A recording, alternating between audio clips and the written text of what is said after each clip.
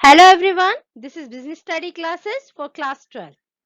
As you know that first part of the second chapter, principle of management, we had already done. And in this video, we are continue our second chapter with the significance of the principle of management. So let us continue. Significance of a principle of management. So in a previous video, I had already explained that principle of management guide the managers. So it is very important for every manager to know about them thoroughly. उसको पता होना चाहिए सारे. Why? Because it is very necessary, it is very important for each and every organizations.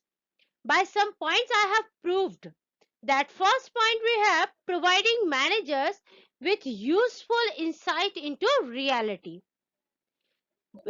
जो principal of management है वो क्या कर रहा है, एक मैनेजर्स को अवेयर करता है, टाइम टू टाइम उसे गाइड करता है, देन मैनेजर अवेयर होता है, सारी सिचुएशंस को हैंडल करता है.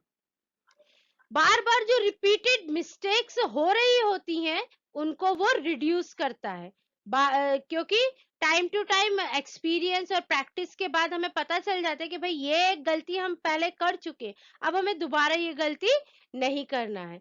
सो इसका नतीजा क्या होगा, जब हम हमारी जो गलतियां रिपीट होना कम हो जाएंगी या मैनेजर्स की गलतियां रिपीट होना कम हो जाएंगी किसी भी एक ऑर्गेनाइजेशंस में, देन वहां पे जो हो रहा वेस्टेज है वो वेस्टेज भी रिड्यूस हो जाएगा. और ये सब सिर्फ और सिर्फ इसलिए होगा क्योंकि उस ऑर्गेनाइजेशंस में प्रिंसिपल ऑफ मैनेजमेंट अप्लाई किए जाते हैं. अगर वहां प्रिंसिपल ऑफ मैनेजमेंट अप्लाई नहीं किए जाएंगे, एक मैनेजर्स उस गाइडलाइंस को प्रॉपरली फॉलो नहीं करेगा, then organization enable to getting success. We have the next point, that is optimum utilization of resources and effective administrations. किसी भी ऑर्गेनाइजेशंस में जो वहां का एडमिनिस्ट्रेशन होता है वो बहुत ही इफेक्टिव और एक्टिव होना चाहिए. इफेक्टिव भी होना चाहिए, साथ ही साथ एक्टिव भी होना चाहिए. और ये सिर्फ जिस भी ऑर्गेनाइजेशंस में प्रिंसिपल ऑफ मैनेजमेंट अप्लाई किया जाता है वहीं पे पूरा मैनेजमेंट जो सिस्टम है वो इफेक्टिव हो पाता है. कहीं आपने ऐसा देखा है कि किसी ऑर्गेनाइजेशन में कोई भी मैनेजमेंट सिस्टम ना हो और वो अपने आप ही वर्क कर रहा हो, जैसे बिना घुड़सवार के घोड़ा और अपनी रेस में अकेला दौड़ा, ऐसा कभी नहीं होता है. सो ऑप्टिमम यूटिलाइजेशन ऑफ रिसोर्सेस, जिस भी ऑर्गेनाइजेशंस में प्रिंसिपल ऑफ मैनेजमेंट यूज किए जाते हैं एक मैनेजर्स के थ्रू, उस ऑर्गेनाइजेशंस ऑनर्स के थ्रू, देन वहां पे जो रिसोर्सेस अवेलेबिलिटी होती है वो प्रॉपरली होती है. वहां पे जो रिसोर्सेस का वेस्टेज हो रहा होता है वो बिल्कुल नहीं होता है. Then scientific decision means the balance decision. As we know that, हम सभी जानते हैं किसी भी ऑर्गेनाइजेशंस में साइंटिफिक डिसीजन या परफेक्ट डिसीजंस की हमें एवरीडे जरूरत होती है. So the principle of management का क्या इंपॉर्टेंस है, principle of management providing necessary training to the managers. ये ट्रेनिंग प्रोवाइड करते हैं मैनेजर्स को so that they can take the scientific decision. और इस बेस पे जो मैनेजर है वो एक परफेक्ट और साइंटिफिक डिसीजन किसी भी ऑर्गेनाइजेशंस में लेने में सक्षम हो जाते हैं. The next point is meeting changing environmental requirement. हम सभी जानते हैं कि ये जो एनवायरमेंटल चेंजिंग है वो रैपिडली चेंज होता जाता है.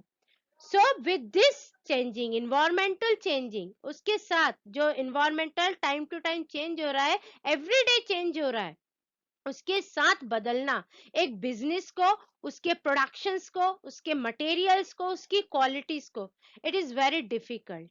और इस डिफिकल्टीज को मैनेज करने के लिए एक परफेक्ट मैनेजर्स की जरूरत होती है. और वो परफेक्ट मैनेजर तभी बनते हैं या तभी उसको फॉलो कर पाते हैं जब उस ऑर्गेनाइजेशंस में प्रिंसिपल ऑफ मैनेजमेंट अप्लाई किए जाते हैं, प्रॉपर गाइडलाइंस जहां होती हैं. सो with this rapidly changing environmental requirements के लिए प्रिंसिपल ऑफ मैनेजमेंट बहुत ही जरूरी होते हैं. The next point is fulfilling social responsibility. जो प्रिंसिपल ऑफ मैनेजमेंट है वो एक मैनेजर्स को इफिशिएंट बनाता है. इफिशिएंट होने के साथ साथ जो मैनेजर है वो उस प्रोडक्शंस की कॉस्ट को रिड्यूस करता है, प्रोडक्ट को, गुड क्वालिटी ऑफ प्रोडक्ट को अच्छे और चीपेस्ट रेट पर प्रोवाइड करवाते हैं.